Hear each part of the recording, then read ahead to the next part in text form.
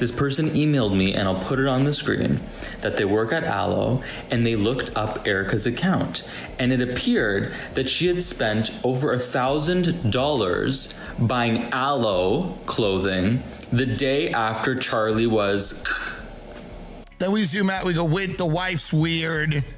Something up with the wife. The organization's weird. Something's up with them. 3 weeks after the guy's dead, she's out there with sparklers. They're doing Cirque du Soleil. Something's off. Something's weird. Everyone handles grief in their own way, but people were shocked by claims about Erika Kirk after Charlie's passing.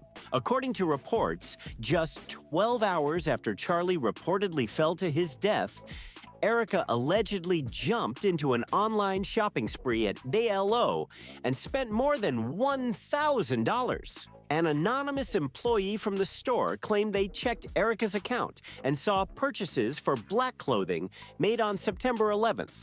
That Erika Francfe, her maiden name, purchased $1,043.30 worth of clothing on September 11th, 2025 at 11:10 a.m. Guys, put this into perspective. I'm looking it up here. Charlie Kirk was announced to be at 4 p.m. on September 10th. Not even 24 hours later, Erika went home, woke up in the morning, and bought an Aloe tracksuit. Only one day after the heartbreaking tragedy at Utah Valley University. At first, a lot of people brushed the story off and thought it was just another rumor aimed at a grieving widow. But things got more intense when online investigators started digging deeper and found a photo of Erika stepping off Air Force Two on September 11th around 5 p.m. Mountain Time, wearing what looked like a black ALO tracksuit. That discovery instantly got people talking even more online. For months, Candace Owens has repeatedly questioned Erika about where she was when she first learned about Charlie's death. The kids, get security, get the kids, he's been shot. I sprinted out of her treatment center. I just collapsed in the middle of the parking lot. Called our security. Yeah. Unbelievable nightmare. Okay, so a little bit more there. She got the call with Mikey. She collapses in a parking lot. She had blonde hair. Like, that's what I'm looking for. Like, there should have been a lot of eyewitnesses to this scene of a woman collapsing. It also would require, of course, if you collapse in a parking lot, that the nurses are going to come out, escort you back in. How are you going to get from that parking lot? Are they going to call the police? Erika claimed she was sitting in the hospital parking lot while her mother was getting treatment and allegedly collapsed after hearing the news. Still, critics pointed out that no witnesses have publicly confirmed that story, which only pushed more speculation across social media. All of this has fueled more questions online, with some people now wondering if Erika was really where she claimed to be that day. Critics argue that the bigger issue may not be her location, but why there are claims she allegedly tried so hard to keep certain details private. That suspicion has only made the controversy grow louder across social media. And you can see from behind me, this is a recreation of the tent where Charlie Kirk lost his life at Utah University in September, and people are taking selfies with it. I can't. Sources close to the situation claimed Erika reacted to the news of Charlie's passing in a very quiet and controlled way.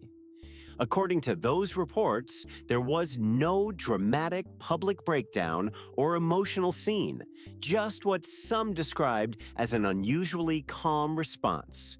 Supporters say everyone processes grief differently, while critics believe the reaction felt cold and distant. Soon after, attention shifted to Charlie's memorial event.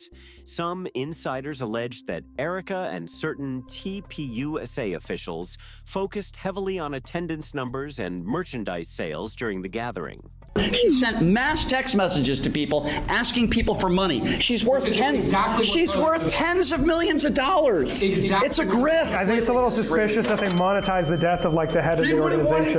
Reports also claimed that a replica of the tent connected to Charlie's death was displayed at the memorial, with allegations that Erika approved the idea, sparking major backlash online. Multiple sources have also claimed that Erika was allegedly sending text messages asking people to donate money connected to Charlie's memorial plans. That detail quickly sparked even more debate online and added fresh attention to the growing controversy. Another detail that caught people's attention was a moment some critics said made Erika's reaction seem unusually calculated after Charlie's passing. During TPUSA's annual America Fest conference, Erika referred to the situation by saying, "Once he was assassinated." But here's what I've learned the most in these past 3 months, is that my husband, he deeply mattered on a multitude of levels, so much so that it proved even more once he was assassinated how much of a peacemaker he was and how much of a coalition builder he was. Because when he was assassinated, we saw infighting, we've seen fractures, we've seen bridges being burned that shouldn't be burnt. We saw a lot on full display. That wording immediately sparked online debate, with many people questioning why she chose such a dramatic phrase. She quickly corrected herself in the next sentence by saying, "when." But critics say the original wording still grabbed attention and raised even more questions online. Some viewers felt the phrase sounded less like shock and more like something expected, especially because of how confidently it was said during the event.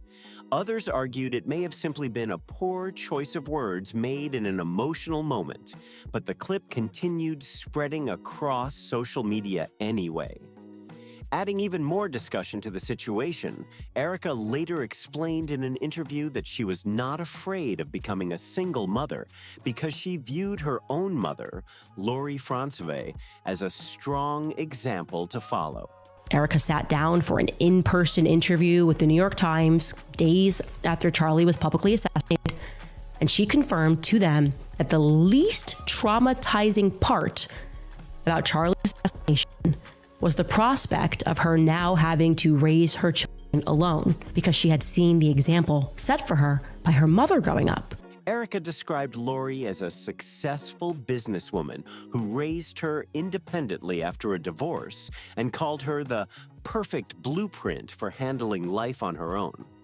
Erika also stated that this aspect of losing Charlie was the least traumatizing part for her, a comment that sparked strong reactions online. Another issue critics pointed out was that parts of Erika's statement about her upbringing were later challenged by people familiar with her family history. Reports claim that her father, Kenneth Francois, remained actively involved in her life for most of her childhood and was even a stay-at-home dad for a period of time. After her mother later married Larry Guinta, some people online argued that Erika actually grew up with strong support from multiple parental figures. Despite that, Erika has often presented herself publicly as someone inspired by a powerful example of independent motherhood while balancing family life and leadership at TPUSA. Critics and insiders now claim that image was carefully shaped to strengthen her public reputation and portray her as especially prepared to lead the organization. Supporters, however, argue that personal experiences and family dynamics can still be viewed differently depending on perspective. Do you believe that Tyler Robinson murdered her husband? Yes, I do. Why do you think it is so hard for so many people to believe that reality? Because it's too simple. Again, everyone always has to think there's more to the story. Well, sometimes there's not. I've seen the autopsy report. I've seen our case pulled together. I've been in constant contact with our lawyers, the prosecuting team. I've seen it all. She is evil. When I watched that, I went, she's evil. I am so infuriated watching that back because she's lying. She's objectively lying and she's acting, right? It was because of that clip that when I went into meet with her, I was going, oh, okay, maybe she has something that the public doesn't. I spoke to I'm in touch with the lawyers. I've seen the autopsy report. And then I sit down with her 72 hours later, and she tells me, and her lawyer confirms to me, that they have nothing more than what the public has seen. But according to critics and insiders, the organization's new leadership is already facing serious backlash. Sources claim that several donors have reportedly stepped away from TPUSA because they believe the group's priorities have changed dramatically under the current management. One donor allegedly said the focus has shifted away from the organization's original mission and toward fundraising, influence, and high-level connections above everything else. There are also claims that some TPUSA executives were encouraged to approach potential donors by emphasizing Erika Kirk's public grief and a personal story. Critics argue that strategy is starting to lose effectiveness as more people online question the messaging surrounding Charlie's death. Let's see what the 30-06 can do. All right, this should be a good one. Let's see what happens. Fred, hang on, buddy. You ready? Oh! Tile just went flying. Oh, wow. That was a cool angle. We see it from the backside. Tons of dust. They just like dominoed backwards. Oh, wow. Others believe a grieving family should be focused mainly on answers and accountability, while critics accuse Erika of being more interested in shutting down speculation and investigations tied to the case. Attention also turned to Erika's interview with Bari Weiss, where Erika stated that she had reviewed Charlie's autopsy details, reports, and other investigative information. However, critics later challenged those claims, arguing that she did not actually have access to information beyond what had already been made public at the time. That contradiction only added more controversy and debate surrounding the situation online. That led many people online to ask why Erika claimed to have seen all the investigative details if critics believe she did not actually have that access. Some commenters question why there has not been a stronger public push for more answers surrounding Charlie's death, and whether important details are still being kept private. At the same time, attention shifted to Erika's response toward Tyler Robinson. The consequences of me being right is that there is a multi-agency cover-up to frame Tyler Robinson. Why? Because he then supposedly, an hour and a half after that Miranda recording, if I'm right, the Miranda reading, he supposedly confessed to his buddies on Discord. And if I'm right, who the hell wrote that Discord message? Who wrote it? Did Tyler Robinson write that Discord message? And if Tyler didn't write that Discord message and someone faked it, why? Why did they fake the Discord message? And if they faked the Discord message, did they fake the text messages? Well, we can't know because they're not going to introduce the forensic evidence of this. They're just going to introduce the screenshots. According to various online claims and rumors, some people believe Erika appeared unusually quick to forgive him. Critics have speculated that her reaction may suggest she does not believe Tyler was directly responsible. Others have pointed to debates over the reported weapon involved, arguing that questions still remain about the circumstances of Charlie's fatal injury. Tyler's reported confession on Discord, which allegedly happened after he was already in police custody, has also become a major talking point online. Supporters and critics continue debating whether that detail raises more questions about the timeline and circumstances surrounding the case. The fight over what really happened is only getting more intense, and now Tyler Robinson's grandparents are speaking out as well. According to reports, they strongly believe their grandson was framed, adding even more controversy and emotion to the growing public debate. Gun enthusiasts, hunters, and some former military voices online have all shared opinions about the reported weapon tied to the case. According to those discussions, some believe a .30-06 rifle would typically cause far more severe damage than the injuries publicly described from the incident at UVU that day, fueling even more speculation online. Here's what his grandfather had to say briefly at the hearing. What are you guys for Tyler? What are you for Tyler or the other side? Grandparents. Oh, your grandparents? Oh, I'm really sorry you're going through this. Yeah, it's tough for you guys. Yeah, it sucks. Well, we're here to support them. Yeah, we think your grandchild is absolutely brain, but I'm an investigative journalist, so well, I see. I'm what for the us that you do. Man, you know, you're constant. Like, I can tell you that you're very right.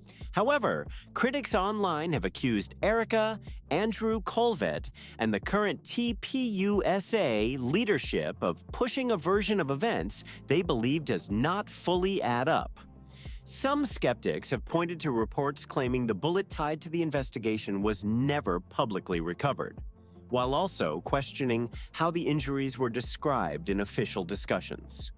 Those questions became even louder after reports surfaced, alleging that a cleanup crew was brought in quickly to clear the stage area at UVU shortly after the incident, leading to even more speculation across social media. Critics online have continued questioning Erika Kirk's response to the investigation, especially because she has publicly accepted the lone gunman explanation while not appearing to push alternative theories or unanswered questions tied to the case.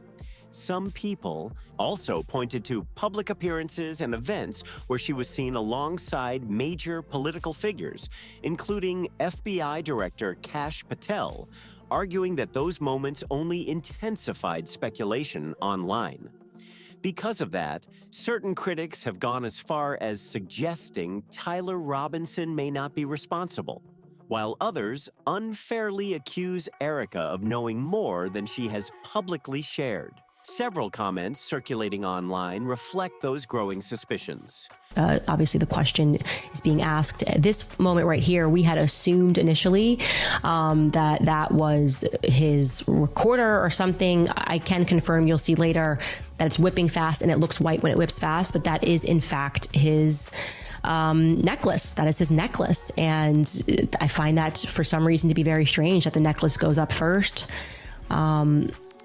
You can see this obviously, and by the way, there's no gore in this, so you don't really need viewer discretion because, like I said, which kind of broke the internet, the bullet didn't go through, and not only did not go through, it didn't even cause any sort of a mess. His perfectly white t-shirt was white. One person claiming to be close to Tyler Robinson stated Erika was quick to forgive that young man because she knew he didn't do it. Another commenter wrote, I worked with Tyler Robinson in St. George at a small electrical company, and I think he is being framed. A third person simply added, it's just so not adding up. Questions surrounding the case keep spreading online, and every new detail seems to pull even more people into the controversy. Critics continue picking apart timelines, witness statements, and public appearances, claiming there are still too many gaps left unanswered. Meanwhile, supporters of Erika argue that social media speculation has spiraled far beyond the available facts and turned a tragedy into non-stop internet drama. At the center of it all is the growing divide between those who fully accept the official story and those convinced there is still something being hidden. Online forums, live streams, and comment sections have become flooded with theories, with some people demanding deeper investigations, while others warn that rumors are being treated like evidence. No matter which side people fall on, one thing is clear. The public debate around Charlie's death is far from over. None of it adds up. That's the reaction a lot of people online continue to have as more theories, claims, and unanswered questions keep surfacing around this case. Right now, the biggest thing driving the conversation is public opinion, with people sharply divided over what they believe really happened that day. UVU is lying if they said that the construction was pre-scheduled, and I'm going to prove it. Because this is Edward Thomas. He's the one that actually received the work order from UVU on Friday, 2 days after the event. Now let me show you the guy that he recruited to come in and help, because he realized when he got there Sunday morning, the earliest he could get in was Sunday morning. When he got there, he realized He bit off more than he can chew for the tight deadline, and he called in Daniel. Now this is Daniel. This is Daniel from Hardscape, Utah. So now we want to hear from you. Do you believe the official story fully explains the situation? Or do you think there are still major questions left unanswered? Drop your thoughts and theories in the comments below, because this debate is clearly far from over. And don't forget to like, subscribe, and share this video so more people can join the discussion and stay updated on the latest developments. No matter what people choose to believe, this story has turned into one of the most talked about controversies online, with new claims, theories, and reactions continuing to explode across social media every single day.